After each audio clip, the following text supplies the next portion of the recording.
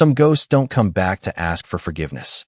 They come back to remind you that the past never truly died. Damien Carter had spent 5 years convincing himself that memory was kinder than truth.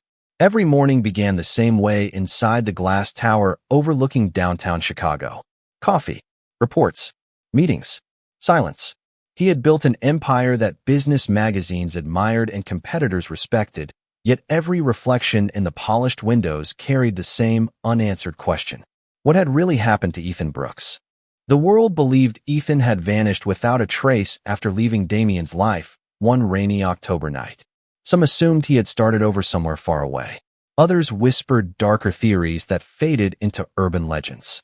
Damien ignored every rumor because none of them hurt as much as the one he told himself every day, that he had failed the only man who had ever looked at him without fear, ambition, or expectation. That evening, a discreet invitation arrived with no return address. It contained only a black card embossed with silver lettering. Attendance requested. Private acquisition event. Midnight. No signature. No explanation. Damien almost threw it away until he noticed the emblem pressed into the corner, a wolf surrounded by a circle of laurel leaves. It was a symbol he hadn't seen in years, one connected to whispered stories about a powerful underground organization that operated beyond the reach of ordinary influence. Curiosity won. Just before midnight, a black sedan carried him beneath the streets of the city into an exclusive gathering where every guest wore tailored suits and carefully guarded expressions. Crystal chandeliers reflected against marble floors while a string quartet played softly enough to hide nervous conversations. Wealth filled the room, but confidence did not. Everyone seemed to be waiting for someone they feared more than they admired. Damien studied the unfamiliar faces until the music stopped without warning. The heavy doors at the far end of the ballroom opened. Every conversation disappeared. Even the servers froze. A line of sharply dressed security professionals entered first, followed by a single figure whose calm presence seemed to absorb every sound in the room. The stranger walked with effortless confidence, wearing a charcoal overcoat that fit with understated precision. His dark hair was neatly styled, and his expression revealed nothing. He looked younger than the rumors had suggested, yet somehow carried himself like someone who had survived more than anyone in the ballroom could imagine. Damien's heartbeat stumbled before his mind caught up. The profile, the eyes, the quiet way he lifted his chin when he entered a room. Impossible. Ethan Brooks stopped beneath the chandelier and slowly removed his gloves. His gaze drifted across the crowd without hesitation until it landed directly on Damien. 5 years disappeared in a single heartbeat. Damien expected surprise, anger, recognition. Instead, Ethan offered the faintest polite smile, the kind reserved for complete strangers meeting for the first time. Then he turned toward the host, accepted a crystal glass of sparkling water, and spoke with an even voice that carried across the silent ballroom. Let's begin. Damien could barely breathe. The man he had mourned was standing less than 30 feet away, alive, powerful, and completely untouched by the past they once shared. But the coldness in Ethan's eyes whispered a truth far more unsettling than death itself. Whoever had returned tonight was no longer the man Damien had once loved. Damien remained frozen long after the quiet applause filled the ballroom. He could hear glasses touching, polite greetings, and the measured voices of executives trying to impress the mysterious newcomer. But every sound seemed distant, buried beneath the echo of a memory he had spent years trying to silence. Ethan had once smiled with his whole heart. Back then, he had laughed too easily, apologized too often, and believed that kindness could solve almost anything. Damien remembered the first afternoon they met as clearly as if it had happened yesterday. Autumn rain had soaked the sidewalks outside a neighborhood bookstore on the north side of Chicago. Ethan stood beneath the small awning, clutching a paper bag filled with used textbooks while trying to shield them from the weather with his jacket. A sudden gust scattered receipts and loose papers across the sidewalk. Before Ethan could chase them, someone else was already gathering every page with careful hands. "I think these belong to you," Damien had said with an easy smile. Ethan looked up, slightly embarrassed, brushing damp brown hair away from his forehead. "Thank you. I guess the wind decided I needed extra exercise today." Damien laughed, not because the joke was extraordinary, but because Ethan delivered it with a warmth that felt completely genuine. They ended up walking 3 blocks together beneath one umbrella, even though Damien's car waited in the opposite direction. Ethan talked about graduate school, part-time jobs, and the tiny apartment he rented above an old bakery. He spoke with quiet optimism, grateful for simple things that most people ignored. Damien found himself listening more than talking, fascinated by someone who measured success through peaceful mornings instead of expensive possessions. Over the following months, their paths crossed so often that coincidence stopped feeling believable. Damien invited Ethan to dinner after learning he skipped meals to save money for tuition. Ethan protested every time, insisting he would repay him someday. Damien always answered with the same words. Just finish your degree. That is enough. When winter covered the city with snow, Damien surprised Ethan with a heavy wool coat after noticing him shivering while waiting for the train. Ethan stared at the gift for almost a full minute before quietly asking, "Why are you always so good to me?" Damien had looked away toward the falling snow before answering. "Because nobody was when I needed it most." That simple confession changed everything. Ethan no longer saw the successful businessman that magazines admired. He saw the lonely man behind the tailored suits, the one who worked impossible hours because silence felt easier than going home alone. They spent weekends exploring neighborhood coffee shops, watching old movies, and taking long walks along Lake Michigan, where Ethan insisted every sunset looked different if someone slowed down enough to notice. Damien gradually realized that the apartment he once considered empty no longer felt that way whenever Ethan was there, reading quietly by the window or humming while making breakfast. For the first time in years, the future seemed less like a business plan and more like a life worth sharing. Standing in the ballroom now, Damien watched the composed stranger accepting respectful greetings from powerful people who clearly feared disappointing him. It was impossible to reconcile this calm, unreadable leader with the young man who once smiled because someone remembered his favorite blueberry muffins. Yet beneath the polished confidence, Damien thought he noticed something familiar for only a fraction of a second. Ethan's fingers paused against the crystal glass when a pianist began playing the same melody that had drifted through a tiny cafe on the afternoon they first admitted they had fallen in love. The melody lingered in Damien's mind long after the pianist moved on to another song. Across the ballroom, Ethan never looked in his direction again, speaking instead with investors, attorneys, and influential guests who treated every word from him as though it carried the weight of a final decision. It was the same quiet confidence Damien had once tried to nurture, but now it belonged to someone entirely beyond his reach. As the applause faded, another memory forced its way to the surface, one Damien had spent years replaying every sleepless night. It had started on an ordinary Thursday. Ethan was finishing his graduate thesis while Damien was preparing for the biggest merger of his career. Their schedules had become exhausting, yet they still promised never to end a day without sharing dinner, even if it was takeout eaten after 10 o'clock. That evening, however, Damien never arrived. His phone remained silent for hours. Ethan sat alone in their apartment, watching the city lights reflect against the rain on the windows until a black luxury sedan stopped outside the building. Relieved, he hurried downstairs, expecting Damien. Instead, a sharply dressed stranger stepped out, holding a sealed envelope. "Mr. Brooks?" the man asked politely. Ethan nodded. "Mr. Carter asked me to deliver this personally." Ethan accepted the envelope with trembling hands. Inside was a single typed letter.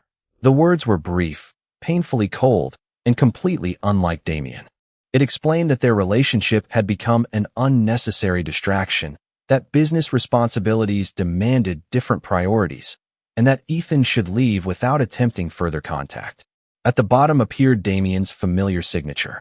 Ethan read the page 3 times before the letters blurred through tears he could no longer hold back. He refused to believe it. Damien would never end everything through a letter. He called again and again, but every call went unanswered. Before sunrise, Ethan took a taxi to Damien's downtown office, only to discover security had already been instructed not to let him inside. The receptionist lowered her eyes with visible discomfort before quietly saying, "I am sorry, Mr. Brooks. Those are my instructions." Ethan stood outside the building for nearly an hour, hoping Damien might walk through the revolving doors. He never did. What Ethan could not have known was that Damien had spent that entire morning inside a private conference room several floors above, locked in emergency negotiations after receiving alarming reports about confidential financial documents that had suddenly disappeared. His phone had been taken by legal advisors while they investigated what they believed was a serious breach. Every attempt Ethan made to call ended on a device Damien never even touched that day. By evening, Ethan returned to the apartment one final time. He packed only one suitcase, folded the wool coat Damien had given him years earlier, and rested his hand against the kitchen counter where they had shared countless breakfasts. Every corner of the apartment carried a memory that suddenly felt borrowed instead of real. Before closing the front door, Ethan placed a small handwritten note on the dining table beside the spare key. It contained only one sentence. "I hope one day you become as honest with yourself as you taught me to be." Then he walked away without looking back. 2 days later, Damien finally returned home after the crisis ended. The apartment was silent. Ethan's books were gone. His favorite coffee mug remained beside the sink.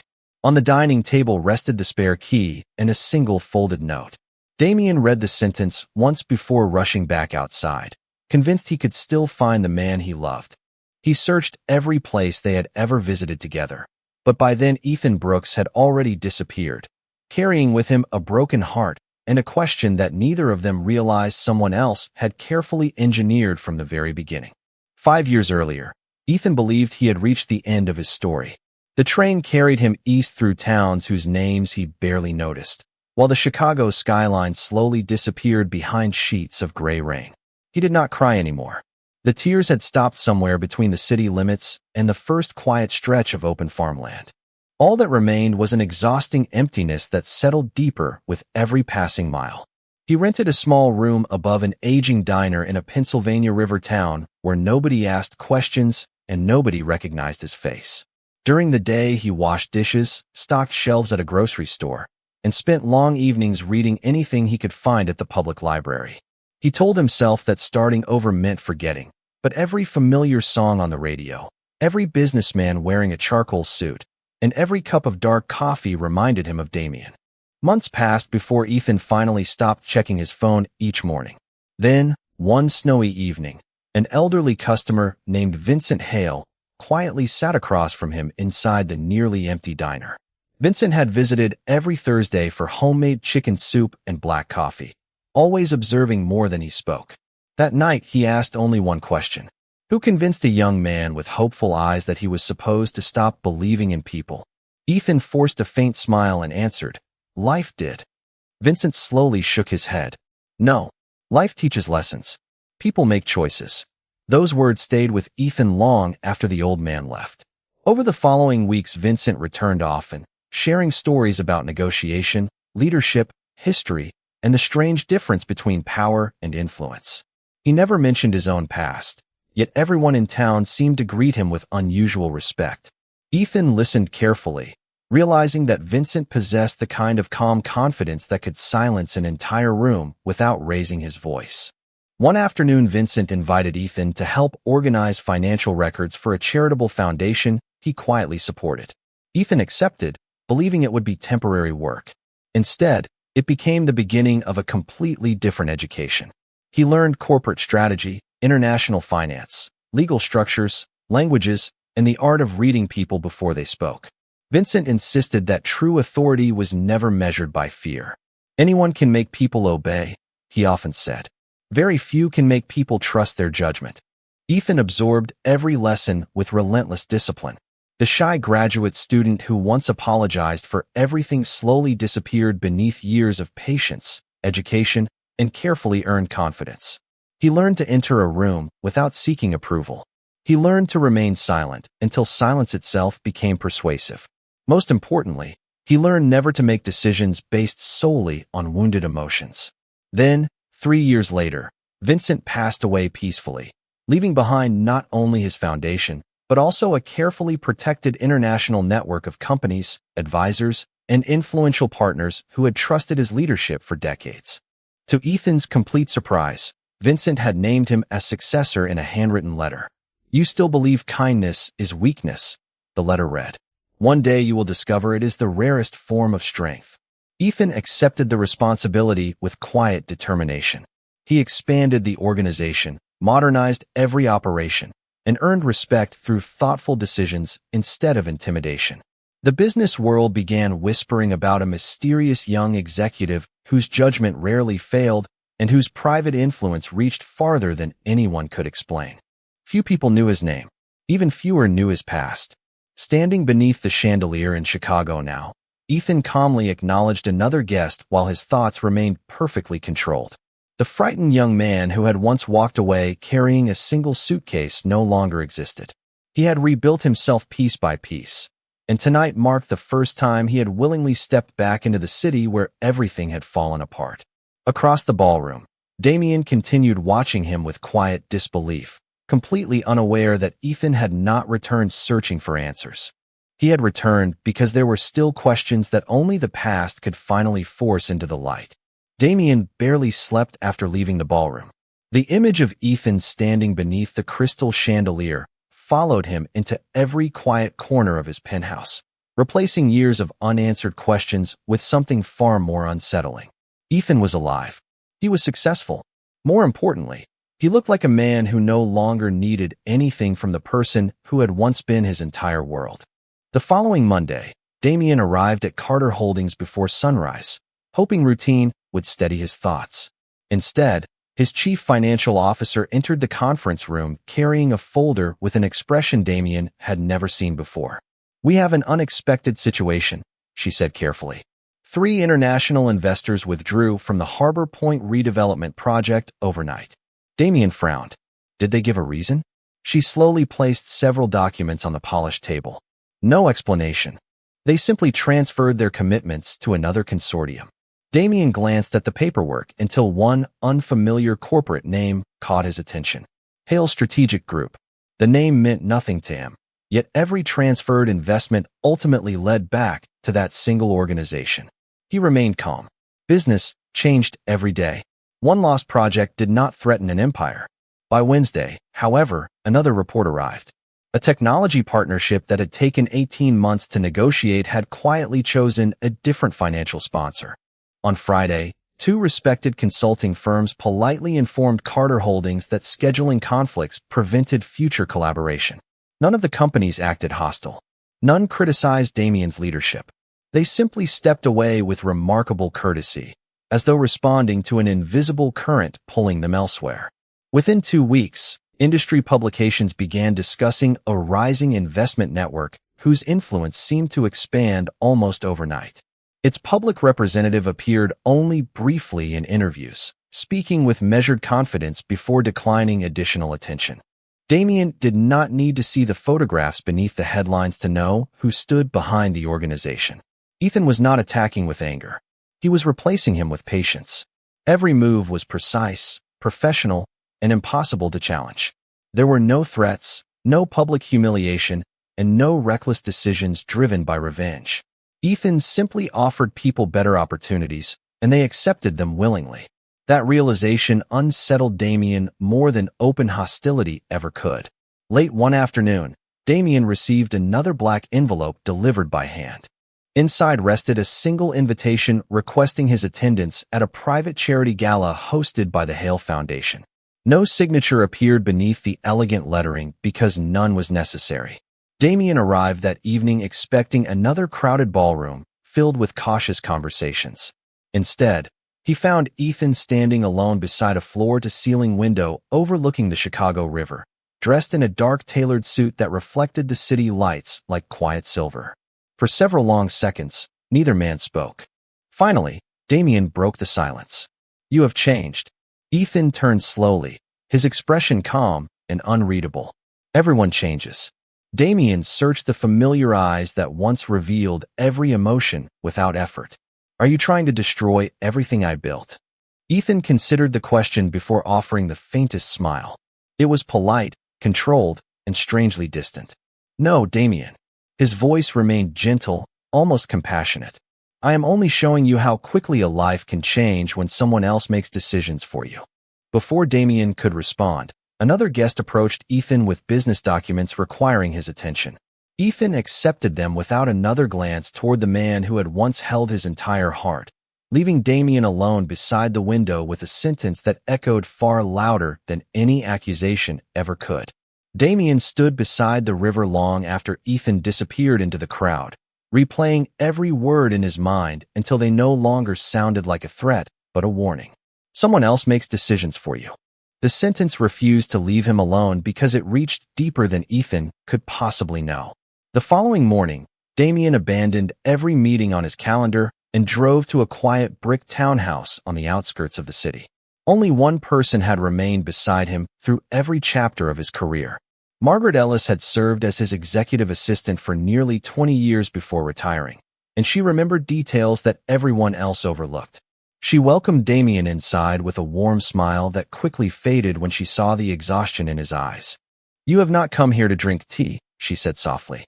Damien managed a tired smile. "I need your memory more than your tea." He placed Ethan's handwritten note from 5 years earlier on the kitchen table beside the faded envelope that had supposedly ended their relationship. Margaret studied both items in silence before reaching for her reading glasses. Several long moments passed before she looked back at Damien with an expression that made his stomach tighten. "This signature belongs to you," she admitted quietly, "but the letter does not." Damien frowned. "What do you mean?" Margaret pointed towards several sentences. "You never used these phrases. You always dictated letters yourself, and you never addressed Ethan as Mr. Brooks. Never once. You always called him Ethan, even in formal correspondence." Damien stared at the page. He had memorized every word years ago, yet suddenly they felt unfamiliar. Margaret continued, turning the paper beneath the light. "The signature appears authentic, but everything above it feels assembled from someone studying your writing instead of knowing your voice." A chill settled across Damien's shoulders. "Who handled my documents that week?" Margaret did not answer immediately. Instead, she walked to an old filing cabinet and removed several archived calendars from the year Ethan disappeared. After carefully reviewing appointments, she stopped at a page marked with handwritten notes. "The emergency legal review," she whispered. "You remember it because confidential financial files vanished overnight."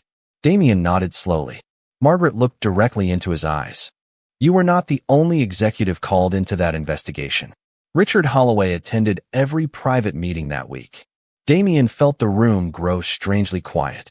Richard Holloway had once been his closest business advisor, the man responsible for coordinating sensitive communications whenever Damien became unavailable.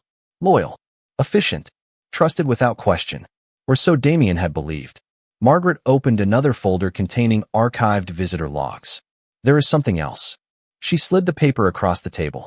"While you were locked inside those legal meetings, someone using company authorization requested temporary access to your personal correspondence files, including your electronic signature." Damien read the authorization twice before his heartbeat quickened. The approval code belonged to Richard. Suddenly forgotten conversations returned with painful clarity.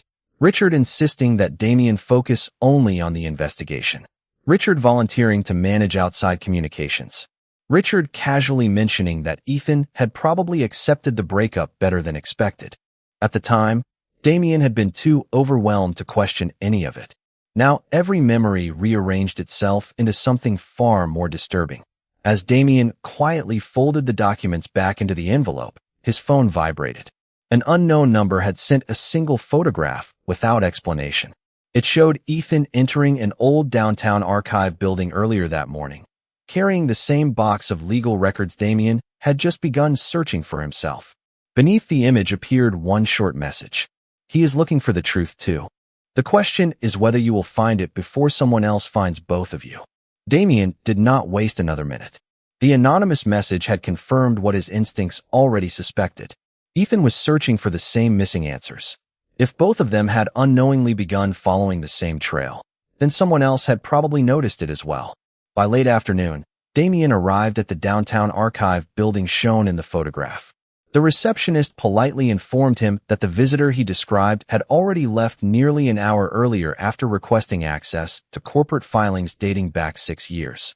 Damien thanked her and asked for the same records. Boxes of aging documents soon covered a long wooden table inside a quiet research room where only the sound of turning pages disturbed the silence. Most files appeared ordinary until Damien discovered a sequence of internal authorization forms carrying Richard Holloway's approval code. At first glance, nothing seemed unusual. Then he noticed the dates. Richard had authorized confidential communications while Damien had been physically present inside restricted legal meetings where no outside contact had been permitted. It should have been impossible. Damien carefully compared signatures, timestamps, and security logs until the pattern became undeniable. Richard had been operating in places where Damien believed only he possessed authority. Meanwhile, across the city, Ethan sat inside a private office reviewing the final journals Vincent Hale had left behind before his passing.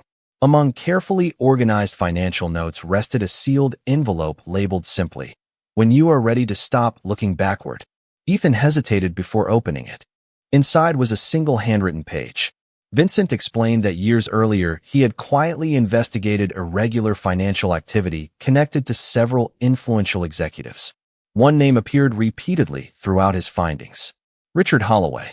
The journal described a patient strategist who preferred creating misunderstandings instead of direct confrontation, because divided people rarely questioned the person standing between them. Ethan slowly lowered the letter, remembering countless moments that suddenly felt different. Richard encouraging Damien to focus on work. Richard unexpectedly appearing whenever communication failed. Richard always offering helpful explanations that prevented further questions. None of it had seemed suspicious then. Every piece now fit together with unsettling precision. As evening settled over Chicago, Ethan stepped onto the rooftop terrace outside his office, staring toward the distant skyline where memories refused to stay buried. His assistant approached quietly. "Mr. Brooks, someone requested a meeting." He would not leave his name. Ethan accepted the folded card without expression. There was no signature, only an address and a time. 10 o'clock tonight. Beneath it appeared one handwritten sentence: "If you want the truth, come alone." At almost the same moment, Damien received an identical card delivered to his office by courier. He read the message twice before looking through the window toward the fading sunset. Neither man knew the other had received the same invitation. Neither realized they were being guided toward the same destination by the same invisible hand. Shortly before 10 o'clock, both arrived separately at an abandoned historic train station that had been converted into a private event space years earlier, but now stood empty and silent. Ethan entered through the east entrance while Damien walked through the west. They stopped only when they saw each other beneath the vast glass ceiling, surprise replacing caution. Before either could speak, slow footsteps echoed from the upper balcony. Richard Holloway emerged from the shadows wearing the same composed smile Damien had trusted for years. He rested both hands on the railing and looked down at them with quiet satisfaction. "It took longer than I expected," he said calmly. "But eventually both of you arrived exactly where I always knew you would." Richard Holloway rested both hands on the balcony railing as though he were welcoming honored guests, instead of confronting two men whose lives had been shaped by the same carefully hidden deception. His calm expression never changed. "You both deserve congratulations," he said with quiet confidence. Very few people ever discover how easily trust can be redirected. Damien stared upward in disbelief. "Why?" he asked. Richard smiled faintly. "Because emotions cloud judgment. You loved each other so completely that neither of you questioned the story placed directly in front of you." Ethan remained silent, studying every movement Richard made. Years of rebuilding himself had taught him that people often revealed more through confidence than confession. Richard continued without hesitation. 5 years ago, Carter Holdings was preparing for its largest expansion. Investors wanted certainty, not distraction. A devoted partner with different priorities complicated the image I had spent years creating around Damien. "You represented uncertainty, Ethan. You represented choices that could not be predicted." Damien's voice grew quieter. "So you forged the letter." Richard nodded almost proudly. "Your signature was remarkably easy to obtain. Your schedule made everything even simpler. You never imagined the people closest to you required the most careful attention." Ethan finally spoke, his voice steady despite the weight of every memory returning at once. "You also arranged for every message I sent to disappear." Richard offered a small approving smile. "Very good. I always believed you would eventually understand." The silence that followed felt heavier than any accusation. Damien turned slowly toward Ethan.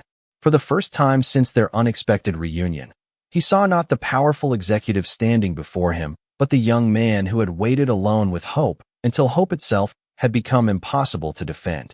Every unanswered phone call, every unopened message, every desperate attempt to reach him had never truly failed by accident. Damien lowered his eyes. "I should have found you sooner," he whispered. Ethan looked at him for a long moment before answering. "I should have asked one more question before believing the worst." Richard laughed softly, shaking his head with disappointment. "Listen to yourselves. Even now you would rather forgive each other than accept reality. Trust, once broken, never returns exactly the way it was." Ethan slowly folded Vincent Hale's letter and slipped it back inside his coat. "Maybe not," he replied. "But truth has a way of rebuilding what lies can only borrow." Richard's confident expression weakened for the first time. He had expected anger, blame, and another misunderstanding. Instead, he found two men quietly comparing memories instead of accusations. Damien reached inside his briefcase and removed copies of the authorization records Margaret had discovered earlier that day. Without speaking, he handed them to Ethan. Ethan compared them with Vincent's handwritten notes, and the missing pieces aligned almost perfectly.